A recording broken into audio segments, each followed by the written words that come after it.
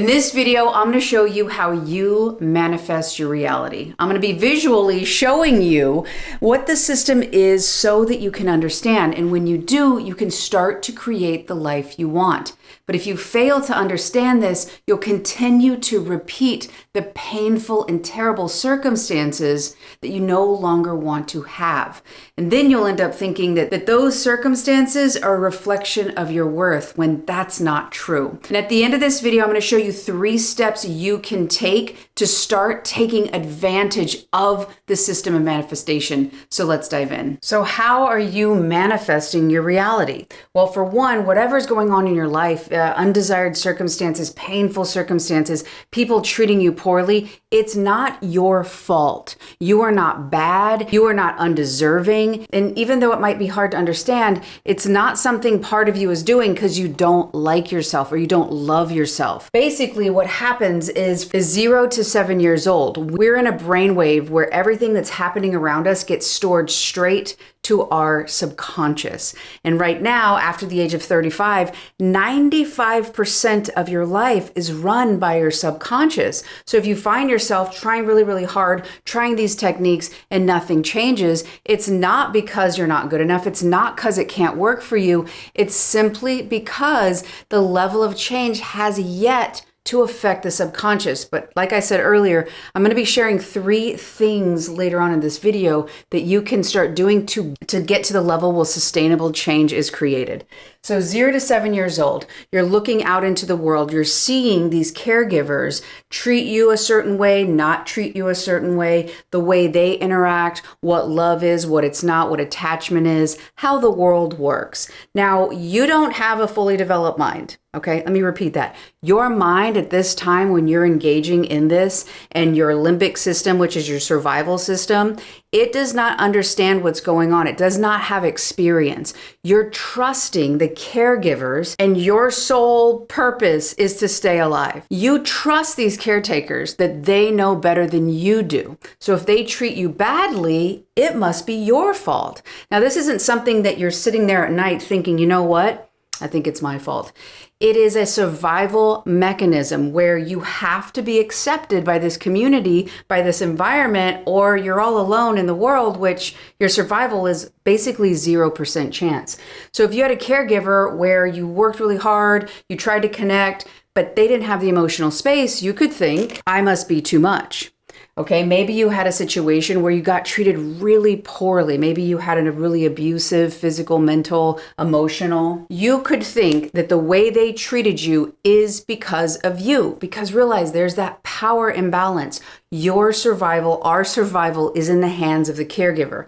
Now, if you're potentially feeling a little tension or resisting this, thinking, no, my parents are really good. They tried their best. That's okay. That's true. You might have had wonderful parents who loved you deeply and tried their best. And they might have not had the skills, the emotional availability, the emotional tools that you needed. So that environment reflected back to you a certain perspective, a certain belief, and realize our 0 to 7-year-old mind, there was a snapshot of a situation. We put a story and a meaning as to why it happened. This is where we get into manifestation, because all manifestation is revealing your inner world in your tangible world. So here you are, adult you, looking great, might I add. So a lot of people think, oh, well, I'm good. Nothing's happened to me. The past happened, but it was so long ago. Could have been 20 years ago, 30 years ago, 40 years ago. That stuff doesn't affect me. But I keep finding these people who are just really mean to me or emotionally unavailable, or they really don't listen to me. I don't feel seen. And this early on could feel really unrelated, but this is what happens. This is your self-concept. This is what is deeply embedded in your nervous system. This is who you have to be. I'm unworthy, so I have to work really, really hard.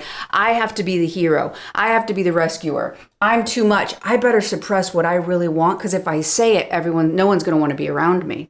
Okay? This mode or method of how to operate is stored deep, honestly, in your body, in your nervous system. And if you act outside this way, then you won't feel safe.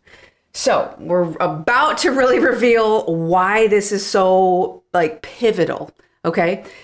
So when you are looking out into reality, you think you see everything there. Would you agree that this is all the potential of reality right now? That this is all that exists? Obviously, you're unworthy, so you're not getting much money. That makes sense because you're not worthy. You can't find emotionally available people or people who want to be with you because you're too much. So that checks out. And overall, you're miserable. And that's all that exists. And since that's all you can see, it just lines up with your beliefs, and that's how it is. Now, this is where manifestation gets wild and where you can really start to tap into how powerful this is, where people are like, oh my gosh, I've manifested this thing. But even though this is all that it feels, so right now you could be looking out in your reality and thinking, no, there's no possibility. No one's around me. There's no opportunities. I've tried so hard.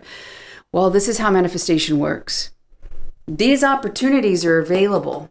You, just like earlier, you couldn't see them, you cannot perceive of them. So you keep repeating this over and over and over because it's the lens of who you believe you have to be or can be to be safe. So these opportunities of love, abundance, and happiness, they're blocked out of your perceptions. Because remember when we talked about the subconscious? Your subconscious takes in between 10 to 50 million pieces of information per second. But it'll block it out because it doesn't feel safe for you. So you'll only be able to find in reality what you believe yourself to be. And if the past showed you that when you're around abusive people, people who took from you, people who used you, people who didn't see you, didn't hear you, that is a level of comfort. You know you can survive it. Even if you're emotionally miserable, physically, you'll be safe. So since you will be safe, you keep perceiving of only this and you block out this. Then if you keep allowing your circumstances to be the reflection of who you really are, you get stuck, which is what I mentioned at the beginning of this video. If this video is resonating and you want some more support and want my help, I am still offering one-on-one sessions. We'll sit down, I'll help you apply this to your life so we can dig out those roots and start getting you aware of where you can take your power back and create the life you want. I've already worked with so many different people who have seen tremendous breakthroughs, and I would love to help you too. If it resonates, there's a link below, fill it out, and I will email you. But there's so much more that exists the more you start to become aware that your perceptual bias is blocking out the abundance, blocking out that amount of money, blocking out that relationship, not because you don't like yourself, not because you're not deserving of it, but because you don't perceive yourself to be that.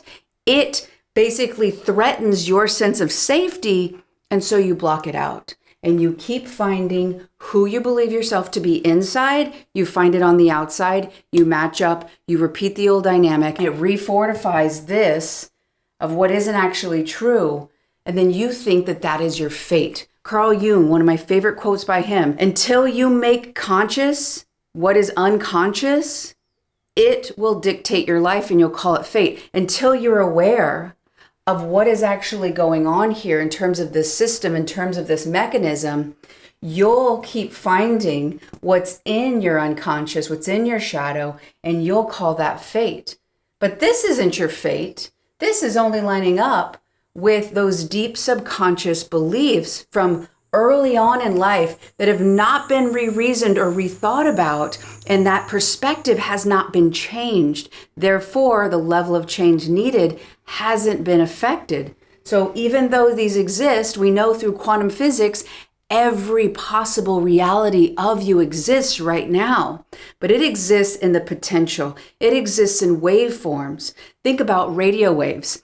They're happening all around me. If I had a radio right here, even though I couldn't see or hear anything, magically, I have this device and I tune in and I can pick up what's on that station, on that frequency. The same thing can happen in your life when you realize these experiences are different frequencies or different ideas, different belief systems, which hold different frequencies, which hold different perceptional biases. So now I want to share with you 3 things on how you can start leveraging this, on how our minds work, how the energy of the universe works, so you can start creating the life you want. First thing is going to be to understand at your deep core that there is more to your reality than you can see.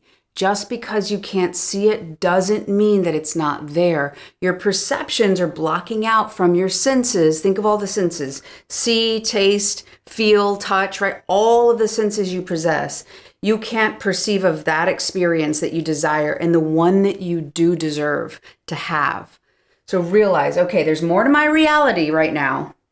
I can't perceive of it. Okay, what is blocking me? Okay, maybe my self-worth. Maybe those early on ideas of myself that I thought was me based on the experiences, the treatment from other people. I thought they were treating me the way I was, rather than maybe they had some things going on. Doesn't make them bad. It doesn't mean that how they treated me is a direct proportion of my self-worth. Now, if your self-worth is low, especially if you have a lot of shame in your background or guilt, those are low levels of consciousness. So if you want an experience that's going to be in the realm of joy and love, they don't resonate. And if you can see this consciousness chart right here, you can see just the same. If shame and guilt were floors 1 and 2, and your dream experiences was on floor 10, well, unfortunately, there's no way that you can experience floor 10 without you evolving. If I wanted to plant a new plant in this, imagine this is a low self-worth, this is shame, this is worthlessness, this is rejection and abandonment, right? And you want to have this experience and you're like, okay, I'm just going to put that on top there, right? There's no room because it's already taken up, right? You can't put anything in there because it's already filled. So a huge key in learning how to manifest is actually getting to the level of your self-worth, and at the cellular level, knowing based on shifting your perspective that you are worthy and deserving of what you want. That's going to start to wiggle out those old ideas, those old energetics, and start to allow you to start attracting something new. The same thing goes with identity. These are really kind of twins, right? How you see yourself and your identity really is proportional to your worth. The more you get into your core identity, which is formed from 0 to 7, and then there's other iterations later in life, can you start to view yourself and take back that image of yourself? Can you start to give yourself permission that the way you were treated is not a reflection of your worth? The more you do this, the more you'll actually be able to manifest and perceive of those things that were over here, because they will start to actually feel more natural and more in alignment with you. Okay, here's a big one, if you can see this.